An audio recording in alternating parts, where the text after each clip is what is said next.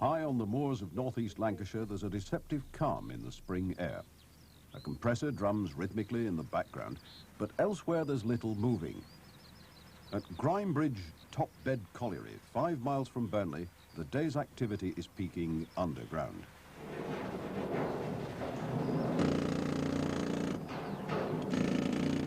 "12 noon, and the morning shift is coming to an end. At the coal face, the collier lies flat out in a 22-inch seam. The air is thick with dust and the muffled sound of drilling.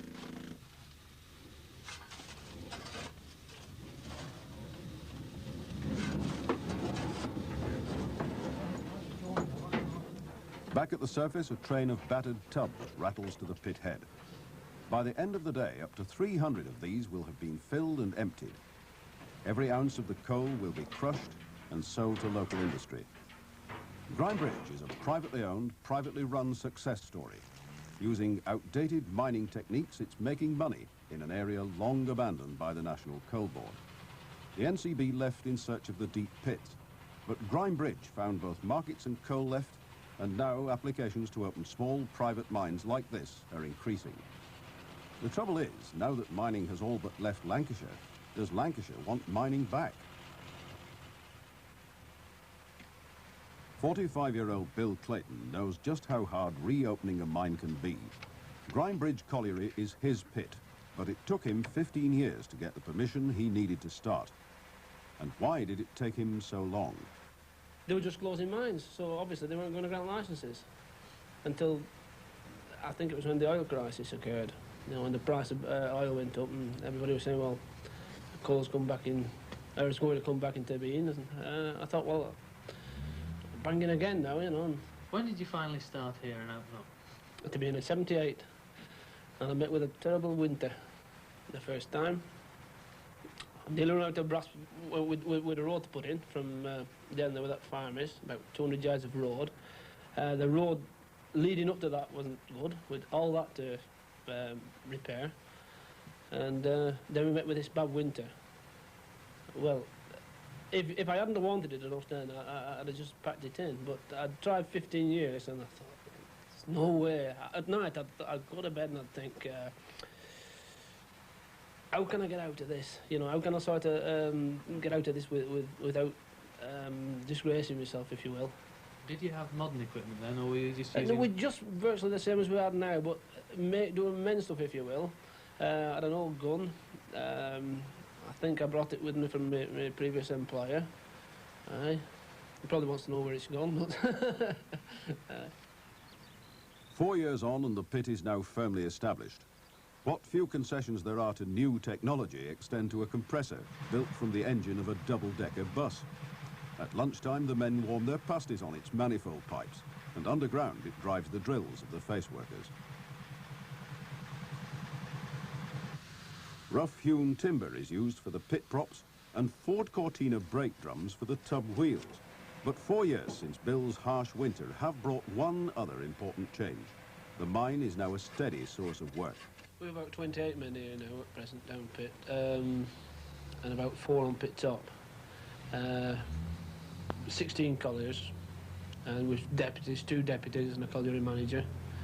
The method we use is pillar and stall, whereby we split the coal up into blocks, and then we get the extremity at seam, that's a sort of perimeter at seam, and then we bring the blocks out and let the roof total cave in.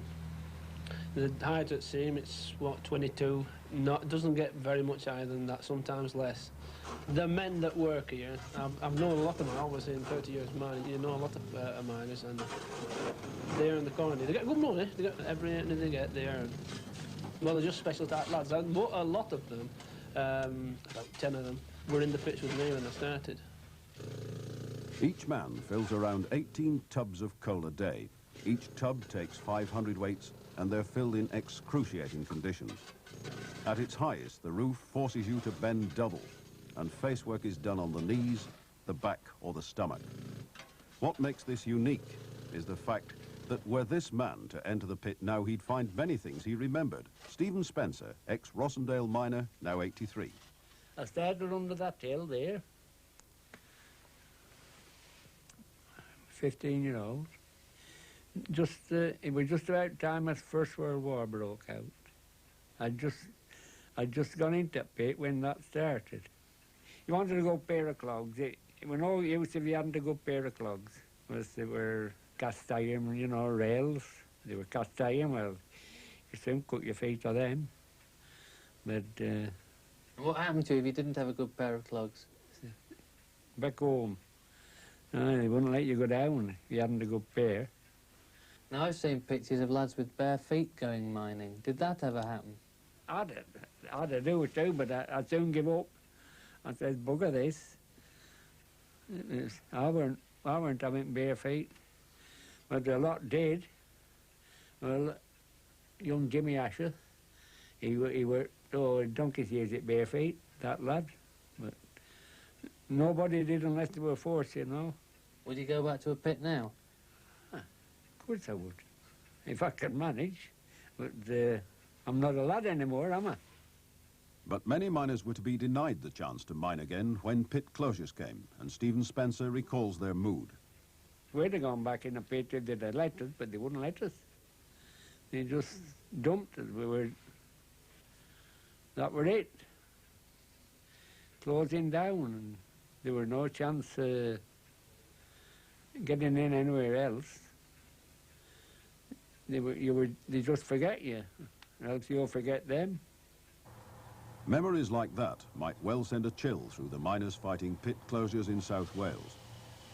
Mining around Burnley used to be big business before energy was a big issue, and Grimebridge worker John Davies has made a study of its decline. The peak, there's 118 mines being worked in the Rosendale Valley. Not all at once, mostly about 30 at a time.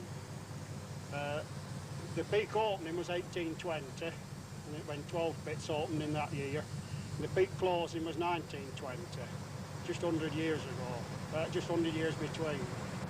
And what was the coal used for mainly? Purely industrial use, steam raising, local factories.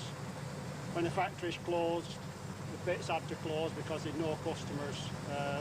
It wasn't an exporting out of the valley of any of the coal, only on a small scale for coking to Alton Coke Works. Now there are just 2 pits in Lancashire, Bill Clayton's and one other like it. But that's a situation which may not last. A determined mining lobby is now pressing to get new pits driven and old pits reopened. But to get their pits, the miners need permission from Lancashire County Council and a licence from the Coal Board. And already this year there have been 2 planning applications turned down by the County Council. One which would have created 15 jobs was described as an unacceptable, obtrusive element. This area has a bad image because of its old industry and its old mining and its pit heaps and things like that. And we want to correct that. We want to make it a place that can be attractive to people to come put some money back into it.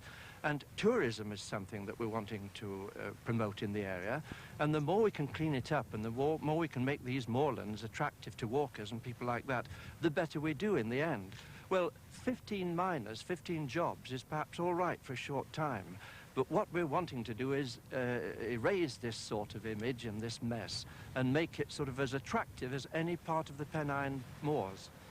If you look around Rosendale Valley, it's been mined for, what, over 100 years, at least 150. You can see some traces, some adits, and others you've got to go and look for. And they were mines. And they hadn't, in those days, when they finished mining, they hadn't the equipment, the bulldozers, the IMAX and JCBs they have now that can plough it back in and sort of... they just used to leave it, and it more or less went back to its natural state itself. Would you like to see mining come back in a big way to this area? Oh, it'll never come back in a big way, but I'd like to see it come back more than it is at present.